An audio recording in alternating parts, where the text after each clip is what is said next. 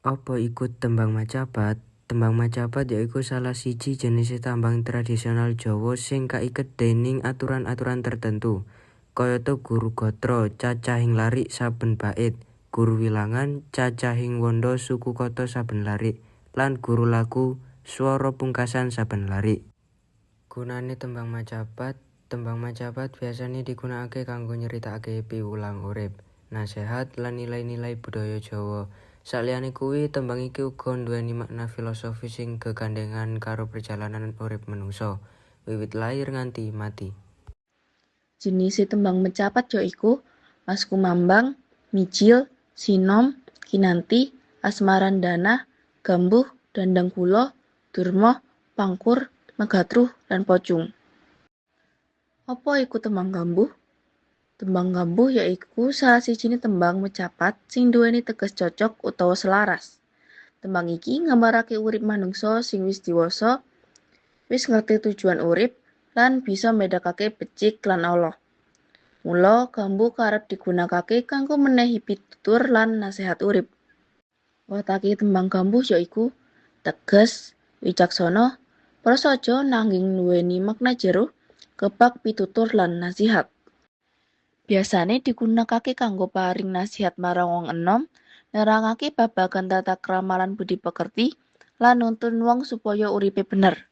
Paugeran yaiku aturan ing tembang macapat sing kalebu guru gatra, guru wilangan, lan guru laku.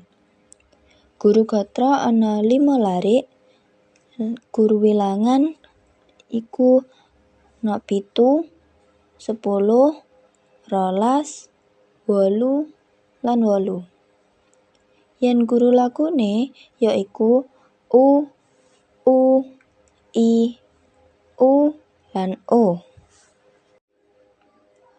Selanjutnya ana tembang gambuh. Contoh tembang gambuh yaiku Sekar Gambuh. Sekar gambuh ping catur, kang cinatur, pola kang kelantur, tanpa tutur. Katulo-tulo kadali, kadaluwarsa kapatuh, katutupan dadi aun. Tegese saka contoh mau yaiku ngajari supaya kita bisa nindakake pitutur ingkang becik, urip kanthi bener lan resik, ngindari tumindak ala, supaya ora ngemoni cilaka ing tembe mburi. Ciri-ciri tembang gambuh. Setunggal, duweni aturan paugeran sing tetep isine akeh pitutur lan ajaran. Kalih, basane alus lan gampang dingerteni. 3, gambarake wong sing wis diwasa lan bijaksana. Fungsi tembang gambuh. Setunggal, minangka sarana pendidikan moral. Kalih, kanggo menehi nasihat lan pitutur. 3, kanggo nguri-nguri budaya Jawa. Sekawan, minangka karya sastra tradisional. Nilai-nilai tembang gambuh.